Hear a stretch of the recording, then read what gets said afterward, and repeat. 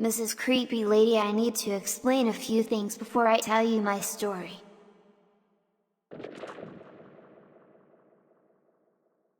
I know that before me and my dad moved into our house, an old man and his granddaughter used to live there.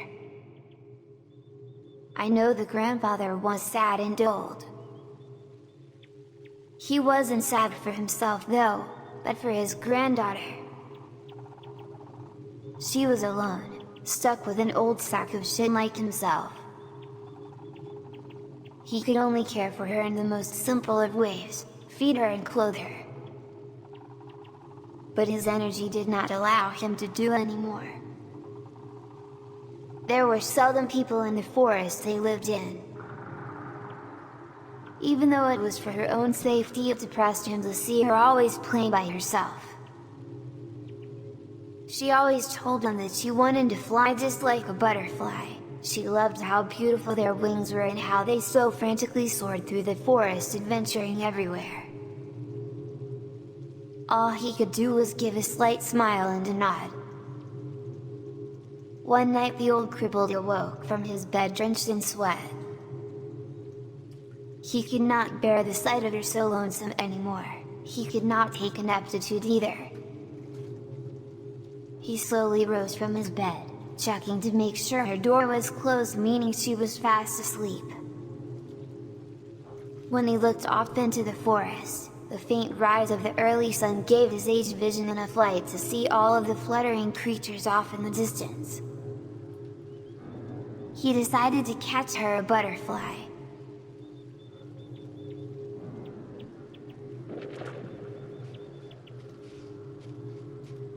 Our Western societies find it difficult to examine and accept technology with a new perspective.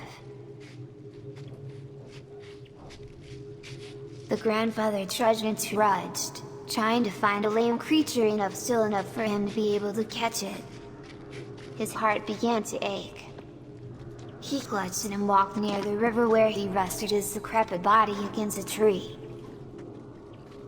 He had failed again. No butterfly would give their body to his granddaughter, no matter how much he pleaded. As the sun began to truly rise, the old man began to doze off. "I'll get some rest before I start my way back and then make some breakfast," he thought. Right as his eyes began to close, the golden blur flew across his vision. he stiffened like a rock, awake and completely alert. Fluttering around him was the most beautiful butterfly he had ever seen. It felt as if the butterfly was toying with him, like a vulture waiting for him to die. With unfound energy, the hunter rose and with all of his might chased the butterfly through the thick forest. His heart pressed, pumped, and churned, and dumped. But he could not catch it, it was always just barely out of reach. Just as the old man began to stumble and cough, the butterfly landed on a nearby branch, eye level with him. As he approached, the butterfly did not move, it was still. He inched closer, but the butterfly did not budge but just stared into his eyes. As he was face to face with this creature, he was struck with an inability to move. He had it right there. Stillness. Snatch! The old man grabbed the butterfly and proceeded to rip off its wings. There was a loud crunch and crack, but he kept tugging and pulling on the butterfly. With all of his might, he tore off its wings and a loud boom emitted from the butterfly. The old man flew into the dirt. When he slowly sat up, and his hands were no longer the wings of a butterfly but the arms of a human. There lay his granddaughter, now crippled in the dirt. She learned to fly. He said, she never needed my help, I was just always in the way. Now I have ruined it. Just as it was her wish to fly, it was his dying wish to see her really smile. Oh, darling, I am so sorry. Is there any way I can make this right? The girl said, this morning a butterfly landed on my window. I put my finger out and they crawled up my arm. They told me that I must heed their eyes if they wished to fly, so I did. I woke up again and thought it was a dream, but everything was so big and I was so small. I have been flying around to ask you what had happened to me. Eating the eyes must have turned me into a butterfly. If you can find me another butterfly's eyes, I might be able to turn back. The old man looked into her heart and said, baby, I will not sleep one blink until I do. He then ran off into the forest.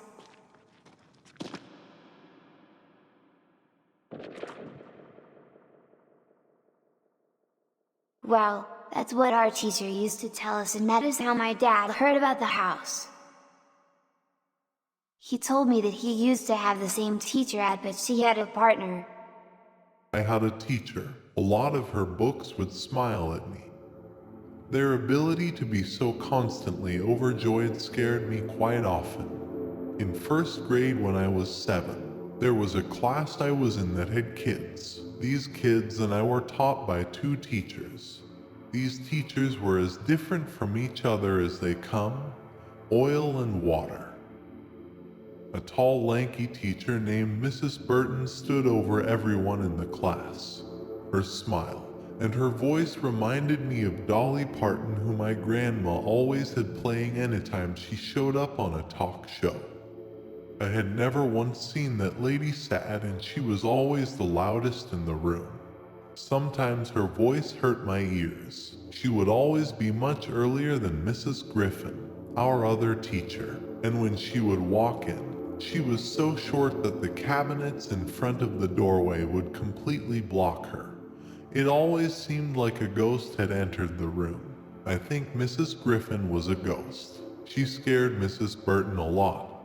When she would walk in, Mrs. Burton would stop the story she was telling us and put on a shy smile and back away from the front of the class, giving Mrs. Griffin the stage. I felt bad for Mrs. Burton. I don't know why she was so scared of Mrs. Griffin. She was taller, smarter, and even a little older. Maybe Mrs. Griffin really was a ghost. How does Dolly Parton feel about ghosts? Mrs. Griffin was also always sick during the first week of every month. Mrs. Burton said she had a tummy problem. I think she had to go back to where ghosts come from and check in with the head ghost to see how everything was going, making sure she scared enough people. When that happened, Mrs. Burton would approach the front of the room in the morning in the most joyous way, stand up on the tips of her toes and say, "When the cat is away, the mice will play." Then she would rush to the door of the classroom, fling it open and take us all over the school grounds. She would maneuver through bushes, play hopscotch with the sidewalk stones, and then finally lead us to the room she always did. It was such a big open space. It looked like it used to be an indoor gym. We would walk in and the padded walls would silence our footsteps, even though everyone spread out and were far away from each other. It always sounded like you were 2 inches apart. No one screamed or yelled. We whispered to each other for hours and hours. Eventually, everyone stopped talking and just sat there, listening to the silence. It was almost like a prayer. When the school day ended, all she had to do was stand up and open the door. No one needed to talk. Then we would all get up slowly and head to our parents' cars. We never talked about it to anyone else. It was our special room. This went on for a few years as our teachers stayed our teachers until we left that school. I learned so much about silence and always wondered how Dolly Parton could be such a loud person yet inside such a silent and peaceful one. I wondered if ghosts heard silence too. I was soon to find out. One day, all the mice came into the classroom looking forward to a week of peace and silence. When we walked in, however, there was a cat perched in her chair looking so very sad. We asked Mrs. Griffith what was the matter, but for the first time in me knowing her, she was silent, sat very still, and was very calm. We sat in the classroom for a while in silence, waiting for whatever Mrs. Griffith had to say. "Mrs. Burton will not be coming back anymore," she slowly said. "This weekend she passed away." I would later find out that Mrs. Burton hung herself with some guitar strings in a motel bathroom. Without saying anything else, she walked to the classroom door and opened it, motioning for us to follow her. We walked the trail that Mrs. Burton used to take us on, except instead of skipping and jumping, we marched like a funeral procession. We ended up at our room, the secret hideout for the mice. We all wondered how she knew this room. Mrs. Griffith said she had known all along. This was Mrs. Burton's favorite place to go when she felt lonely or sad. We went into the room and sat all quietly, yet this time it was not a peaceful prayer, but a silence of uncertainty, one that comes after an argument or a loud bang. At the end of the day, she opened the door once more just like Mrs. Burton had done. Everything she did was the same as Mrs. Burton, yet nothing felt the same. I know that a bricklayer kidnapped a politician and took him to the forest. He chained the politician to his own body and forced him to build the house brick by brick. I also know it took 2 years for the politician to build the house. The bricklayer made the politician sleep in a pit covered by a manhole every night after their nightly campfire. Right around when he was finishing the house, the police found the 2 of them. I'm not sure what happened to the bricklayer, but I know that when they were taking the politician away, he begged for them not to, as he had not finished the house yet. There are still claw marks on the police van that took him home. He tried to rip his way out of the car to get back to the house, but he never knew how he got there, and so he never knew how to get back. The whole time they never spoke, they remained in complete silence. The politician always wanted to ask questions but never felt like he should be the one to initiate conversation, so he kept silent and just worked on building the house.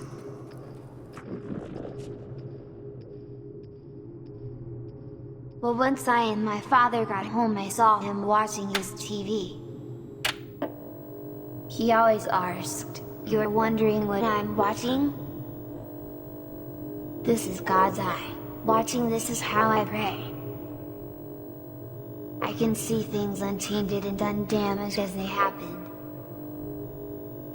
Objective events at any place I choose. Would you like to pray with me?" Now I lay me down to sleep. I pray the Lord, my soul, to keep if I should die before I wake. I pray to the Lord for my soul to take Matthew, Mark, Luke, and John. Bless the bed that I lie, four corners to my bed, four angels round my head, one to wash and one to pray, and two to bear my soul away.